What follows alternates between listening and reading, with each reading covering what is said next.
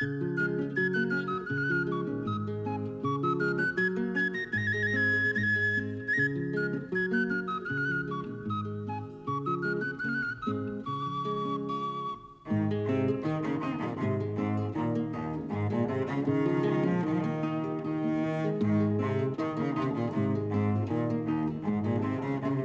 姑娘。从前有一个穷人，他有一个女儿。他隔壁的邻居是一个寡妇，有2个女儿。寡妇希望这个穷人能娶她。寡妇给他传递消息说，如果他愿意娶她，他将把他的女儿视如己出。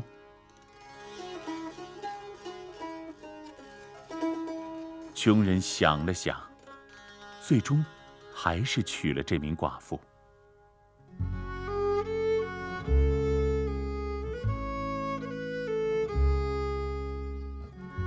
后妈对待妓女很坏，只要有事情就催促她去做，而且经常从中使坏。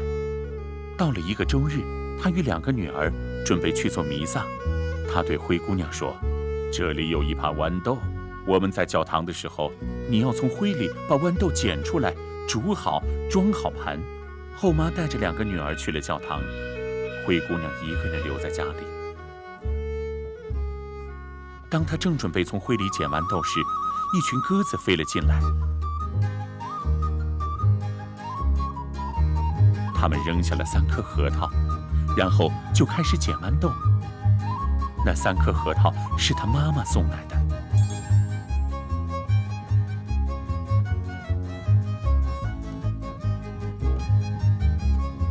当鸽子们捡豌豆的时候，上帝出现了，他让女孩去教堂，并且嘱咐她，当牧师举起圣杯的时候，她要立刻离开教堂。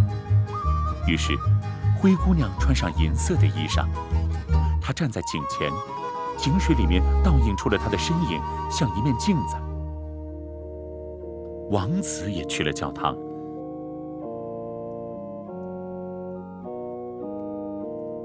王子在看到灰姑娘时，对她一见钟情，目不转睛地看着她。当牧师举起圣杯的时候，灰姑娘离开了教堂。王子跟随灰姑娘出了门，可王子却什么也看不到了。女孩在家里换下衣服，家里的食物已经做好了。不用想，这一切都是上帝安排的。后妈带着2个女儿回来了。你猜今天我们看到了什么？他们说今天看到位非常美丽的女孩。我也看到了。你从哪儿看到的？从桑树上。后妈什么都没说，立马找人砍掉了桑树。第2个周日，后妈将小扁豆混在灰里面，命令灰姑娘捡出来，煮好，再装好盘。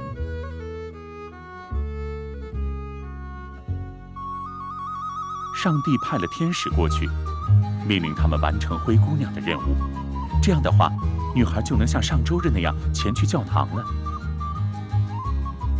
灰姑娘换上金色衣裳，临走的时候，她朝井里面看了看，她的双眼被衣服闪耀的冒出了星星。王子已经在等她了。当牧师举起圣杯的时候，他又离开了。勿在我之前，勿在我之后。说完之后，他就赶紧回家了。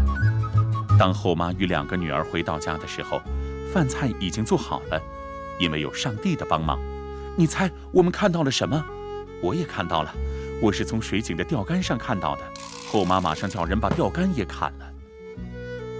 第3个周日，后妈将面粉混在了灰里面，让灰姑娘捡。跟上次一样，上帝派天使们帮女孩完成了任务。灰姑娘换上了镶满钻石的衣裳去做弥撒。